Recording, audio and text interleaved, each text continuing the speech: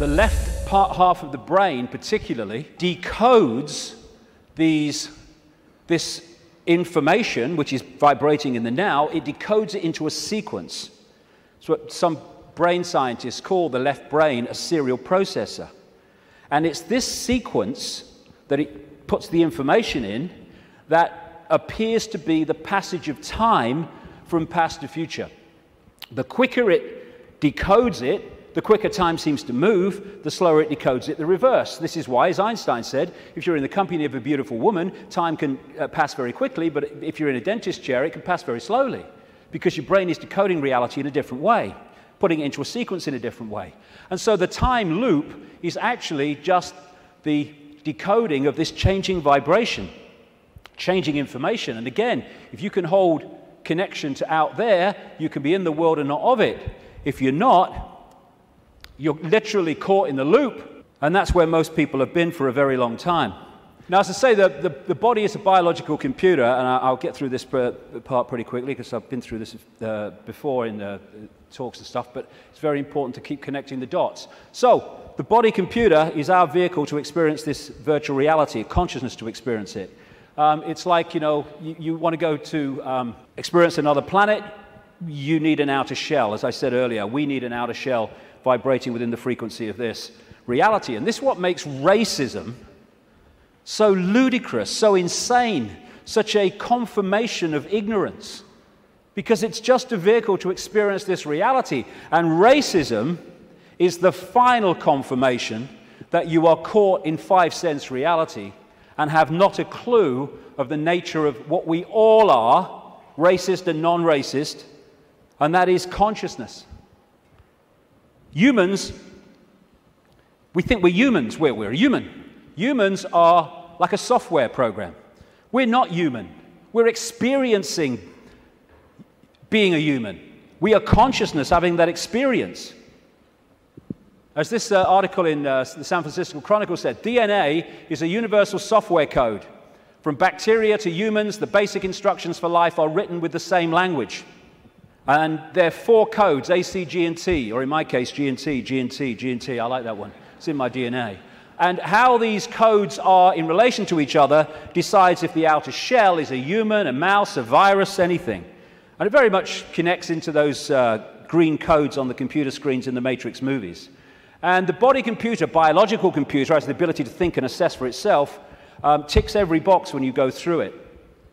The reason they're now talking about connecting the brain to desktop computers is because they are connecting two computers. One far more, infinitely more advanced, yes, but two computers. That's how it's possible. When the computer won't work, won't turn on, won't process, we say the computer's dead. You drop a computer from a top floor, it will smash and it will be dead. You drop a human computer, it will smash and be dead. Because that's all that happens at death. The computer dies. We don't bloody die. There is no death. We're consciousness, infinite consciousness. The computer goes into sleep mode just to tick over. We go into sleep mode just to tick over. We have antivirus technology in computers to seek out the viruses that are a danger to the computer's systems and what you might call health. We have a phenomenal antivirus system we call the human immune system, which does exactly the same. And when you have a virus system and a new virus comes up, they have to update it because it can't work out how to stop it, because it's not been programmed to. This is updated by reacting and then integrating that so that the next time that comes, it can deal with it. This is an enhanced photograph taken at the Necker Hospital in Paris when they put tracer dye into the acupuncture points and then photographed it. And the tracer dye went through these lines of energy in the body, the chi, the photons. And when you look at it, it's just like a motherboard. And interestingly, when this chi is passing around too slowly or too quickly, the body is ill in some way. And what acupuncture is about is using the needles and other techniques to balance out that flow of energy. And what happens when the information is passing around a desktop computer in less than optimal speed. You say, my bloody computer's slow today, and often it's slow because it has a virus. The brain is the central processing unit of the computer, which in a desktop is a microchip. It's the main processor of information. The DNA is the hard drive, and it's not just the DNA we see physically, because even DNA is just the decoded version of an energy field. We have an energy counterpart, which we call the human aura. What we call cultures. I'm this culture. I'm a black South African. I'm a Hindu or whatever. These are different sub-softwares of the human software. This guy, William Sheridan, was in a New York hospital waiting for a heart transplant, and he joined an art therapy course.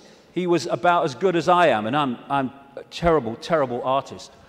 And this is what he was drawing.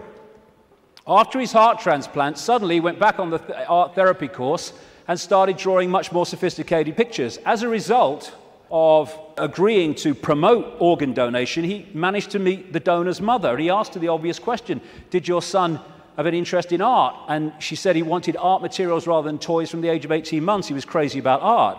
And there have been many studies, some of them very extensive over the years, that have shown the incredible connection between people who've received hearts, lungs, and other organs from people and then taken on either and or their character traits or their abilities. Because what are they doing? They're downloading information from one computer to another. That's how it gets passed across.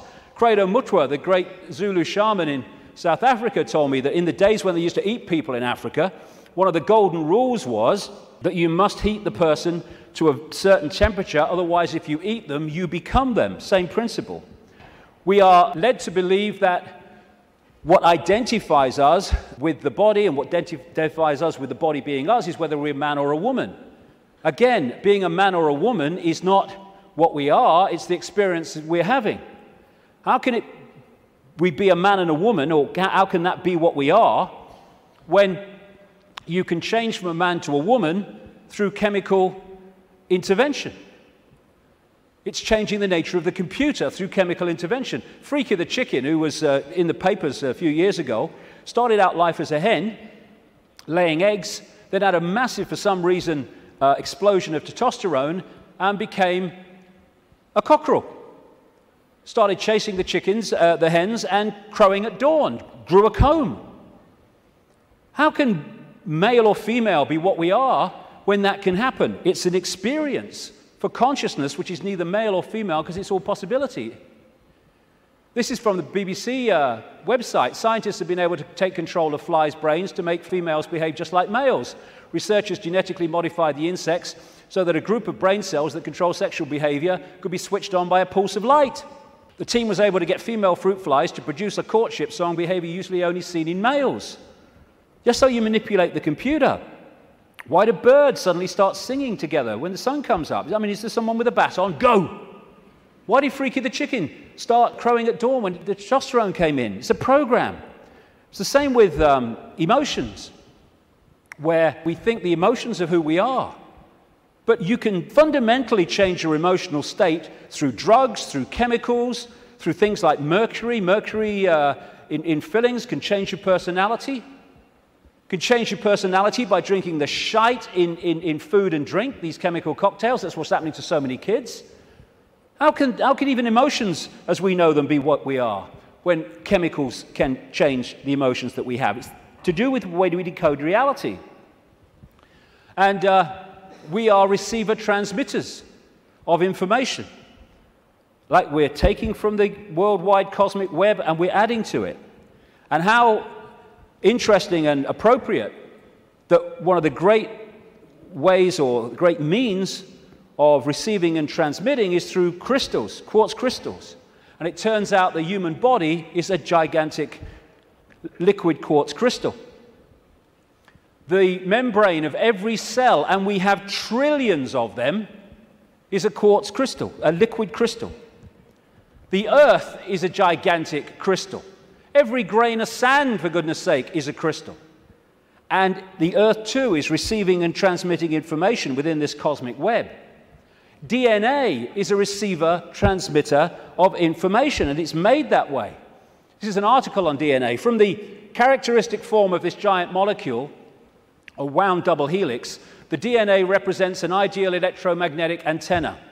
On one hand, it is elongated and thus a blade which can take up very well electrical pulses. On the other hand, seen from above, it has the form of a ring and thus is a very magnetical antenna.